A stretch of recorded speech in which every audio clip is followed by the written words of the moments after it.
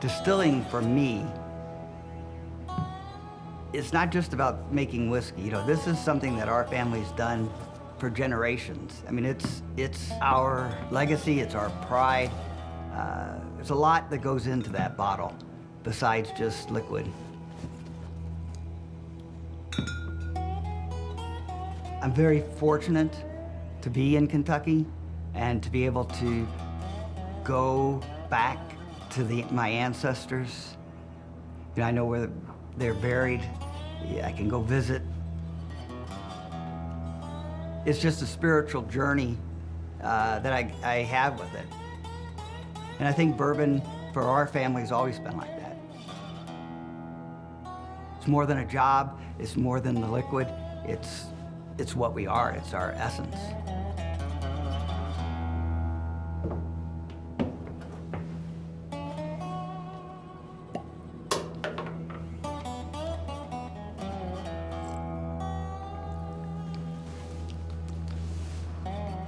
I'm Stephen Beam, and I'm the master distiller of Yellowstone Bourbon.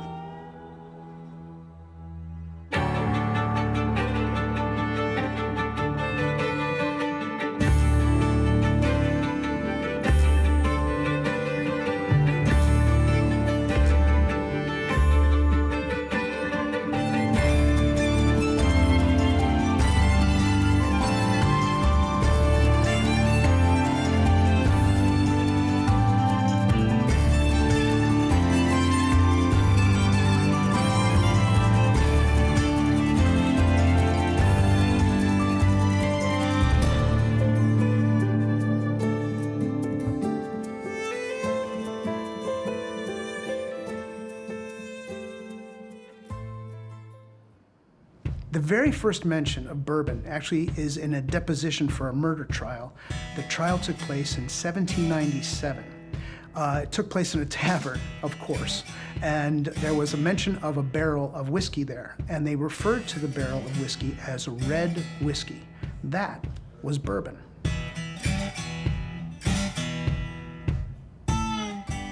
Bourbon is the American whiskey. It's the American spirit. As a matter of fact, you can't make bourbon anyplace else than America, the United States. The Beams are intrinsic, if you will, to the entire bourbon industry. I mean, it was Jacob Beam, I believe, that was the very, very first whiskey maker. We're still in the late stages of the 1700s. We haven't even fought the War of 1812 yet, and the Beams are making whiskey. That is a legacy that is unmatched by anyone making whiskey in America today.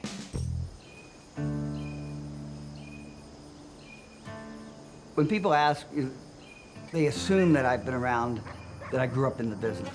And I tell people that I grew up around the business. My father was in the business, but was out of it well before I was born. But I had aunts, uncles, cousins. Everyone was involved in the bourbon business. So it was always a conversation in the family.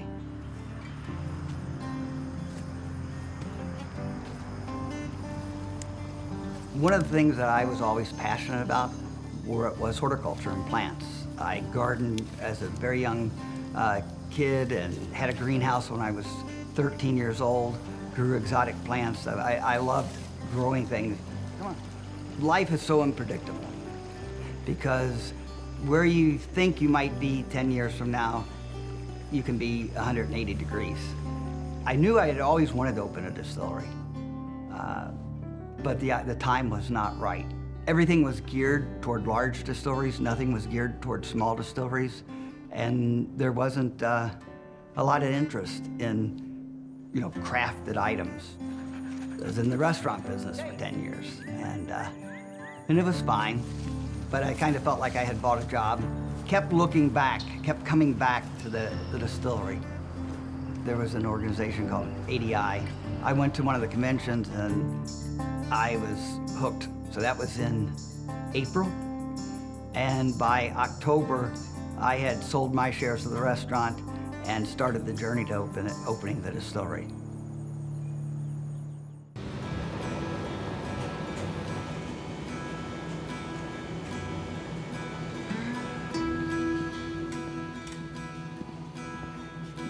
Chase, are you getting the titration on that? Yes. awesome. Good.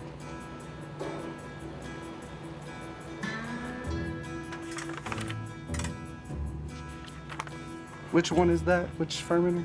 3. Fermenter 3? Awesome. Okay. What we're doing here, we're trying to get our acid titration here so that we can see what types of bacteria may be present in that mash. The acid titration lets us see organic acids that are being created by bacteria versus the alcohol that's going to be created by our yeast.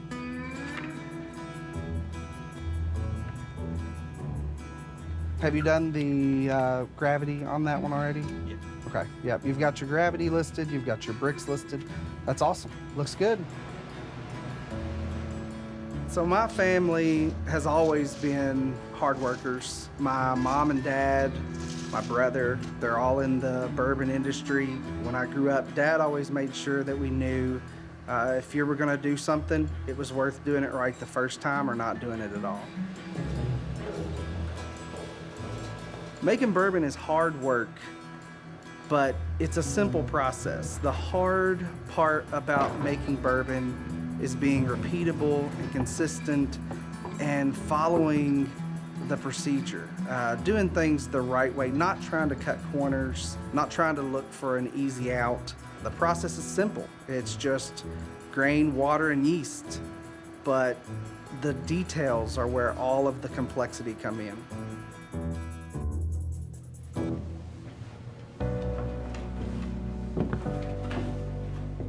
I'll tell you a very interesting story about Steve Beam.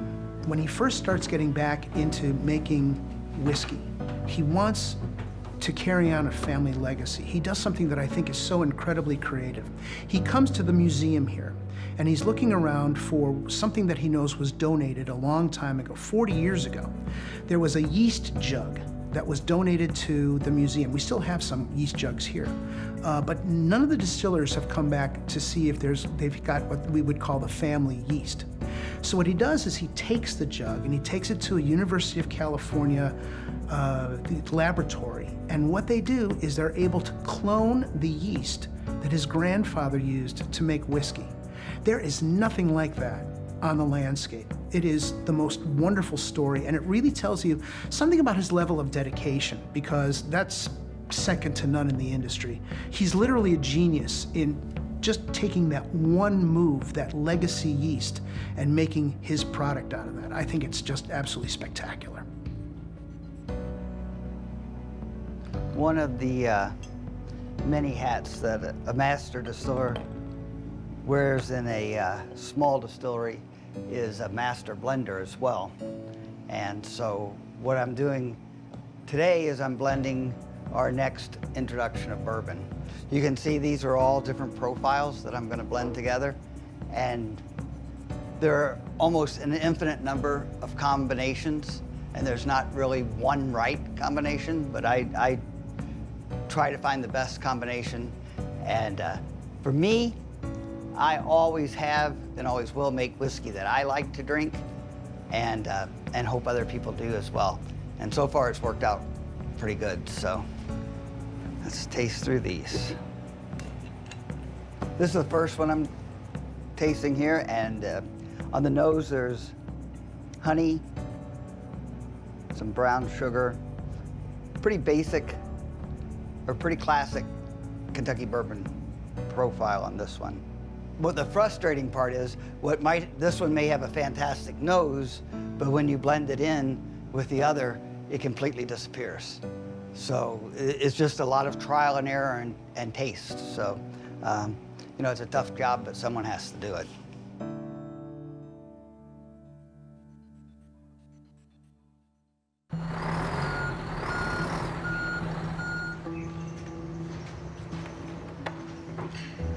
The thing that I know most people here that work here, me included, we take a lot of pride in knowing that we have seen this product from the second the grain comes into our bin to going into the mash tank and being able to be distilled twice. And then our distillers fill it into a barrel. We literally roll the barrels ourselves onto barrel trucks.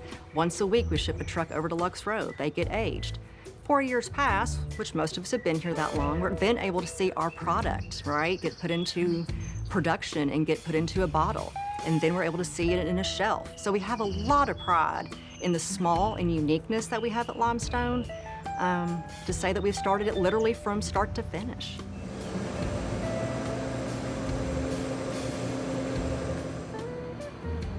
So whenever we receive in our grain, we're gonna get our grain probed from the truck so that we can get a nice accurate sample. This would be our corn coming in, and we're gonna take this corn and do all of our scientific testing on it. One of the first tests that we're gonna do is a contamination test. So we're just kind of looking through here, and we're just making sure that we don't have any large quantities of cobs, sticks, anything like that that maybe would have been in the fields. Most of our corn obviously needs to be corn. The moisture of our corn needs to be at a set percentage. The farmer typically dries it in their silos. We want to make sure that we're getting the right grain moisture content, because otherwise we're paying for water. So we want to make sure we're getting the right amount.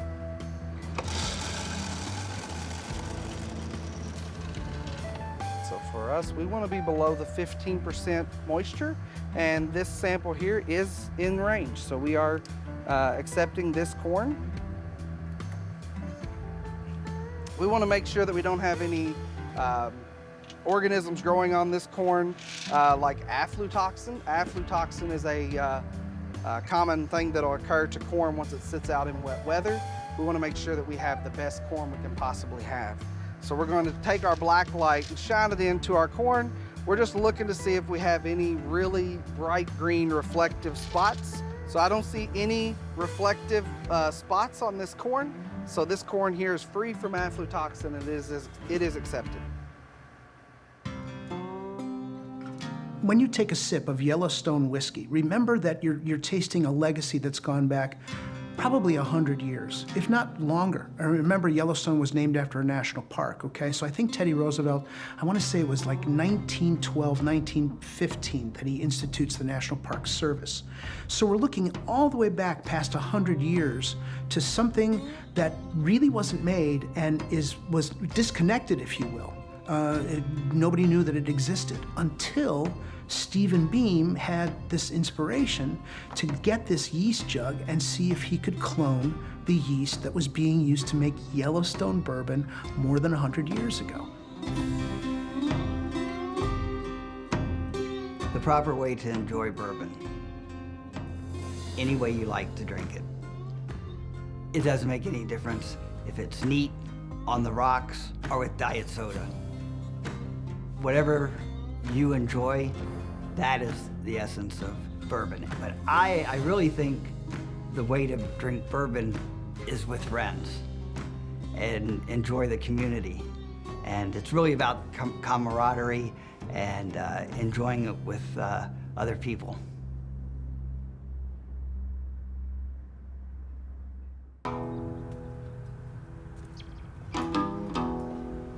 So this is New Hope, Kentucky, and it means so much because this is kind of where my family began their journey in Kentucky.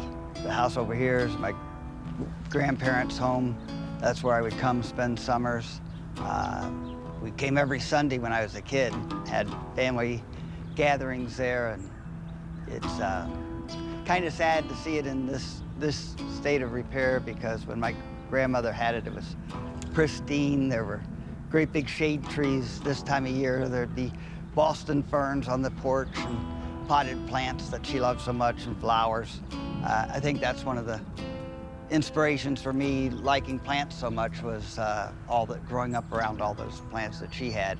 But I remember, this very fond memories, all the hills back over here, especially as a kid, coming from the city. I grew up in the suburbs of Louisville, and you come out here, really wasn't much to do other than just go out and fish and hunt. A lot of memories that the kids today don't have like that, and I think it's a little unfortunate. So this is St. Vincent de Paul, New Hope, Kentucky, and some of my earliest memories are here. I remember an aunt who got married here, and that's one of my earliest memories. It means so much to our family. My grandparents, great-grandparents were founding members of the community, the church community, and you look around and, you know, stained glass windows with my great-grandparents' name on them, my other great-grandfather over there, J.B. Dant, who was the founder of Yellowstone. So like I was saying, that, you know, there's so many different elements of our family, you know, invested in the church and the community. The Bowlings, Birch, Dants all came to Kentucky in the 1780s. So they were here before Kentucky was a state and helped build this area, which was the thriving area of Kentucky at that time. A lot of people don't realize that in the 1780s, Kentucky was the western frontier. I think it's kind of fitting, you know, to be here today. And 254 years ago today, Daniel Boone first came into Kentucky, and he said, heaven must be a Kentucky kind of place. And, you know, I kind of get what he meant.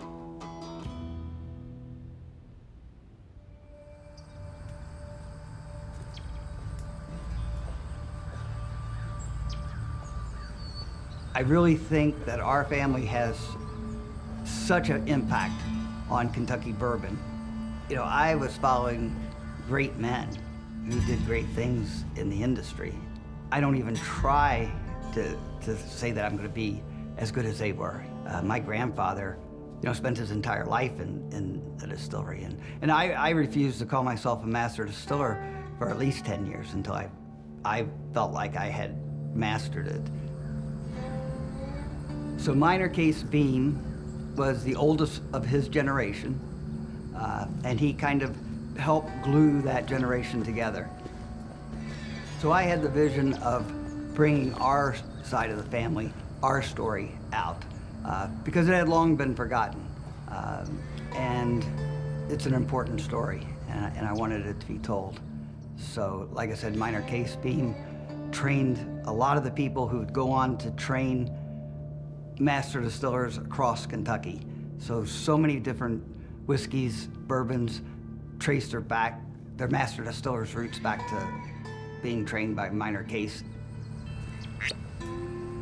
Well, Minor, it only took 100 years, but we're back in the game. Here's to another 100.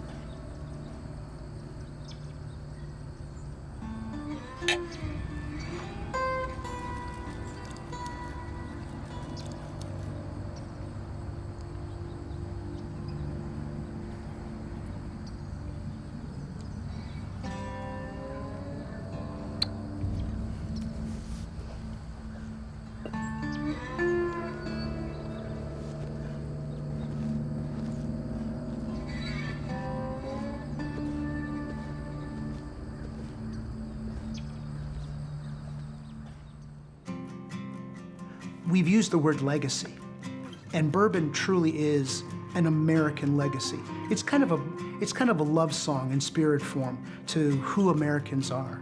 It's not just the color and the flavor and the process. It supports communities. It supports shopkeepers and business. It supports towns. It supports churches. It supports neighborhoods. It supports the people that work in the distilleries. And the nature of the industry today has really kept the promise, if you will, of the American dream by moving forward, by becoming the juggernaut it is today, and by making something that is so uniquely and identifiably American that there's nothing like it on the face of the earth. Distilling, for me, it's not just about making whiskey. You know, this is something that our family's done for generations. I mean, it's our legacy, it's our pride. There's a lot that goes into that bottle besides just liquid. We make bourbon in good times, we make bourbon in bad times. We just make bourbon, and that's what we do. It's more than a job, it's more than the liquid, it's what we are, it's our essence.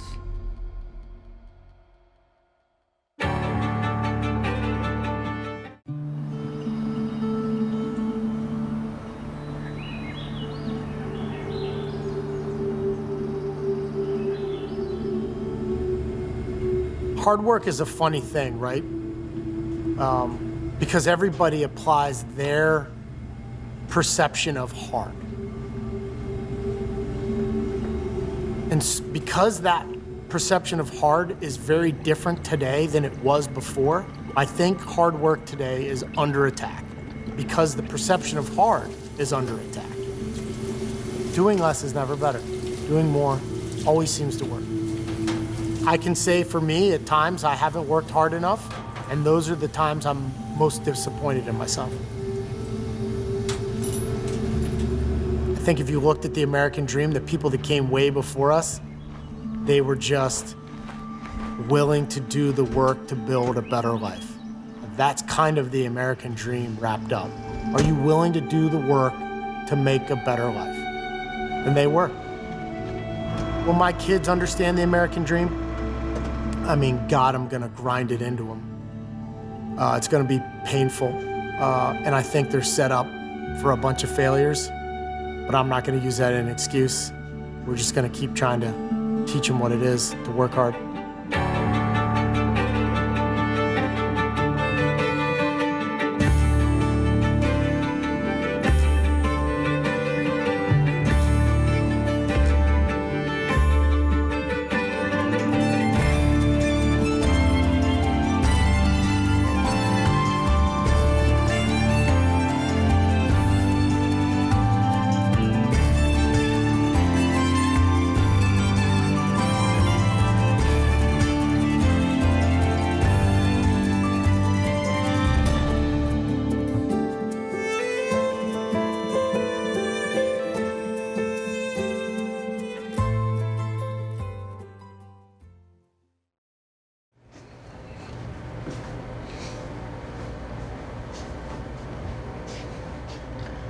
So the first thing we had to do was we cut the hole in the barn to put the brewing equipment in.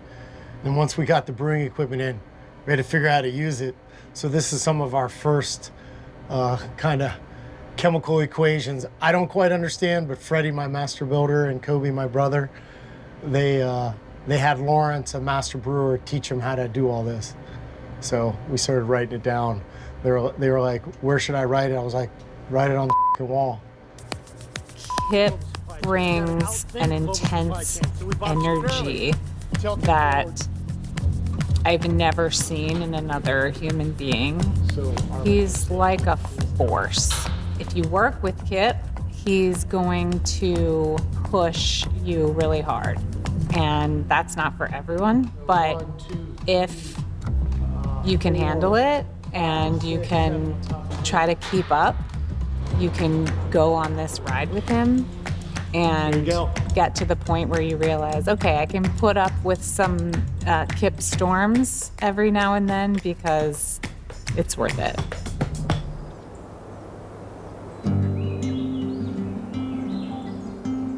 When I was probably 6, we were camping in Montana with my grandfather, my brother, and myself, and I think I vividly remember like a bear outside of our tent, and I just didn't want to be there anymore and just cried, and everybody was just like, it's fine, it's okay, and I was scared to death.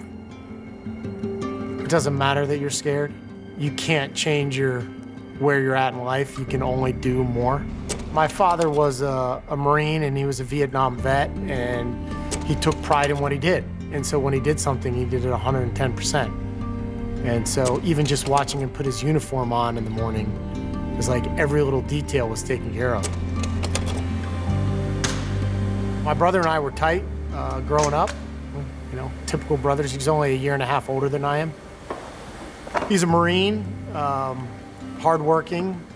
We battle a lot. We're very different, but we have the same vision. So he's, you know, he can take apart his whole Harley in the living room.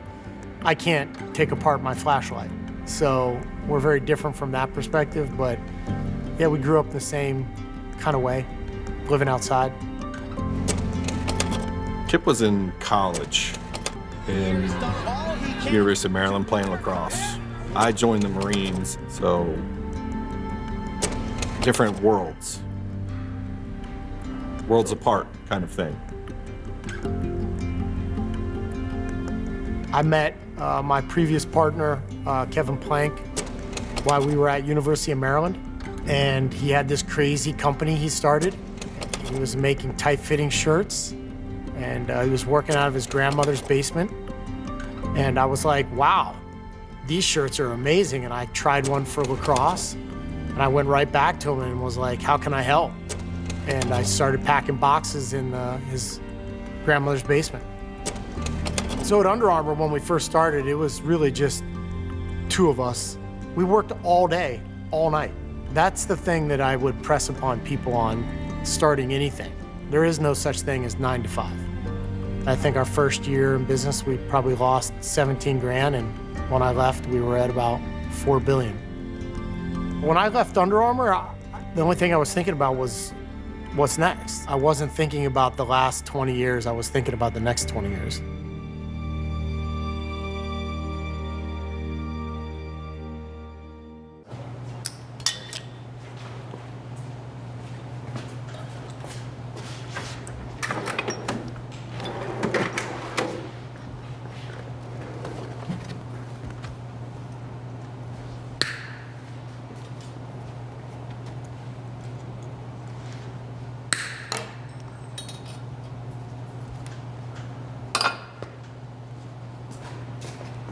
We're gonna make some wrench tap handles. We made these for the tap room, and they worked out really good. So we have 3 jockey boxes that we use for off-site events and different marketing things. And instead of them just having the plain old black plastic handle, we're gonna make some more wrenches to put on our jockey boxes.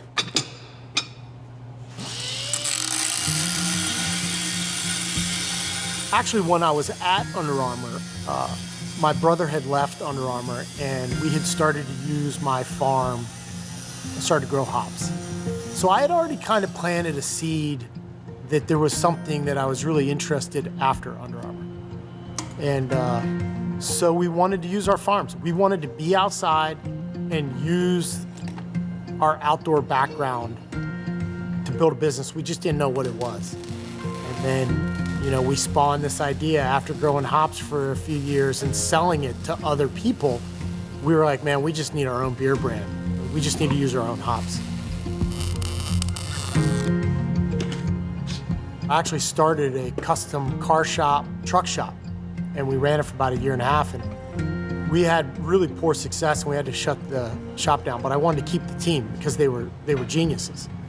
And so we took a bunch of car mechanics, and we taught them how to brew beer. And I hired a guy from Corvallis, Oregon, who was a beer expert, and he taught us for 1 year.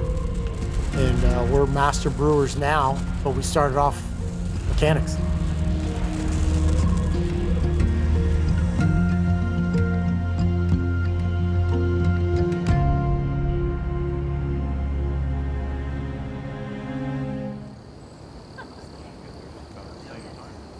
I remember the first day the tap room opened, and you know it's jam full and we're doing well. And I went over and I said, "You got to be happy."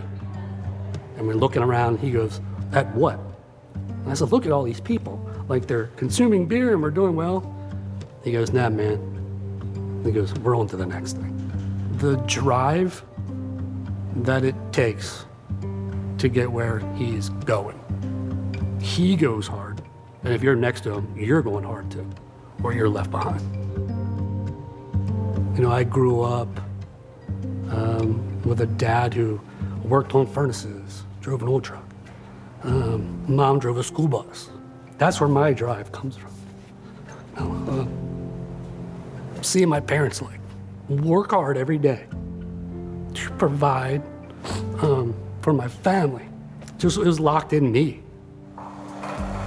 go hard, they have that drive. And we're trying to put together the company with the team of people that we all have that same drive. And then how that drive just feeds right over to what Big Truck is, what Big Truck stands for, and brewing and getting this beer to the people that work hard every day and actually appreciate what we're doing and what they earned. They earned this beer today. There's two things that are really important to the making of the beer and the quality of the beer, and that's the grain and that's the hops.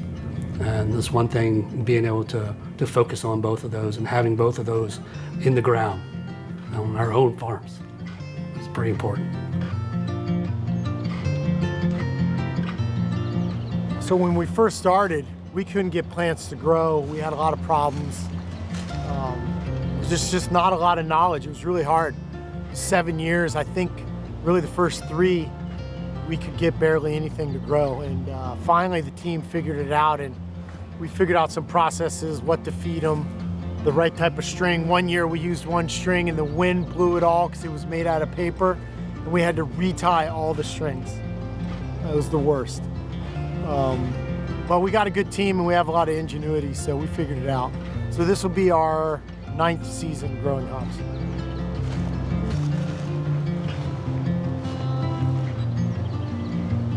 The hops in this field go right up to the brewery, either in a wet hop or they get pelletized and dried. So they go right from the farm to the glass. We got 3 varieties, Cascade, Chinook, and Southern Cross. They're really the only ones we could get to grow in Maryland. We serve them right up to the brewery.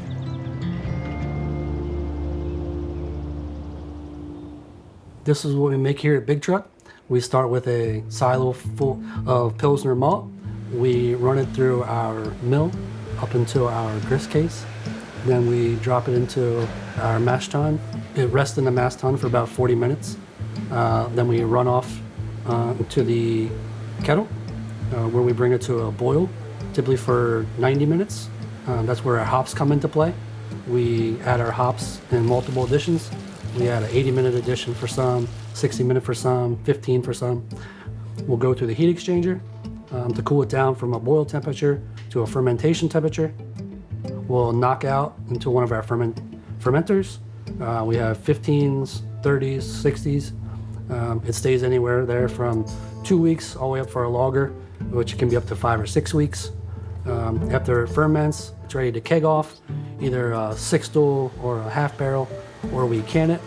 Our cans are loaded in our decal, comes down through a twist rinse, goes across the decoder, gets the date on the bottom of it, goes to our 5-head fill machine where we inject CO2 for a purge and a pulse, goes into our double-headed seamer, out of the seamer through another rinse of water and air, makes a right turn down to our labeler, through the labeler into our pack tech machine, and then out onto a pack out table, loaded into trays, onto pallets, and out for distribution.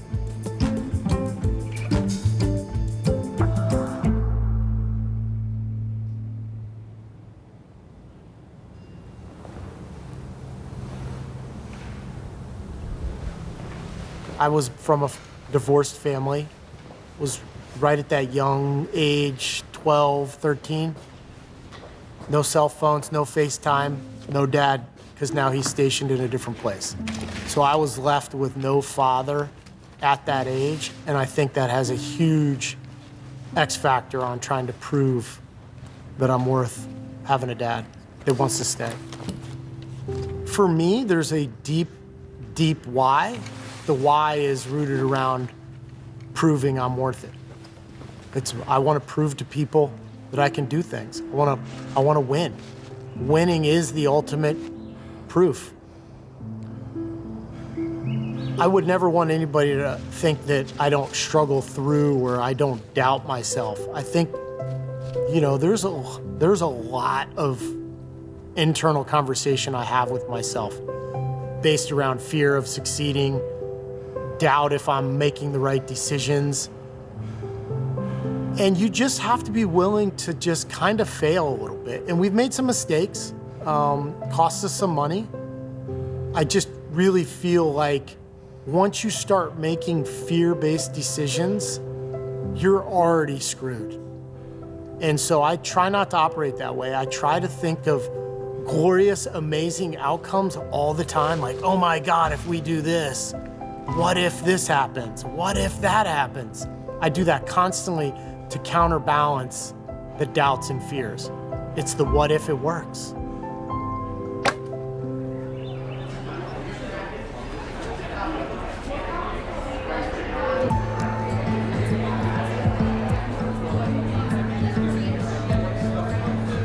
I'm sure people thought we were crazy when we decided to start Big Truck. It really was an evolution, though. We started with the farm and growing hops, and then we decided to try to make beer, and it's just really grown from there. So I think people saw that once we started, we kind of had a passion for it, and I think people believed in us to make it happen. I think the American dream is going out there and doing something that brings you success, but also brings you a feeling of contributing to the bigger picture, contributing to the community, making life a little bit better for anyone you can. I'm really proud of the work we've all done at Big Truck.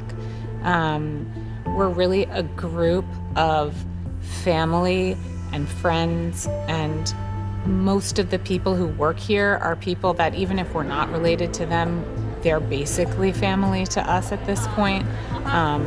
Even our taproom staff is mostly local kids, and I'm just really proud of the way we've all come together and figured this out.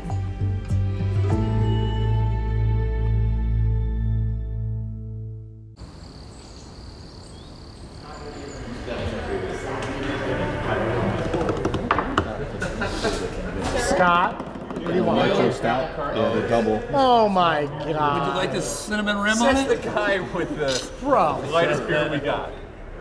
I've never had a group of people that are ungrateful, slackers. They don't do shit. You gotta ride them on everything.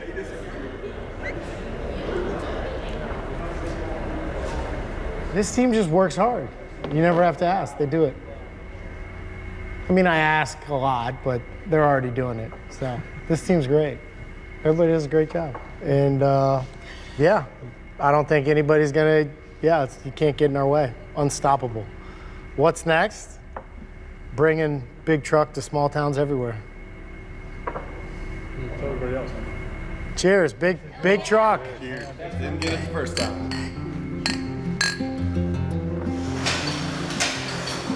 What's going on? How are you? I know you love the logbook. I'm very proud of the work I do. I feel like I'm pretty fortunate to hop on board from day one. I think the American dream is like, working hard, providing for your family. That's what my parents did to me, and that's what I'm gonna do to my kids. I just want to leave my kids with the motivation to create things, to be brave, and try something that they know nothing about and that they can learn and they can do anything.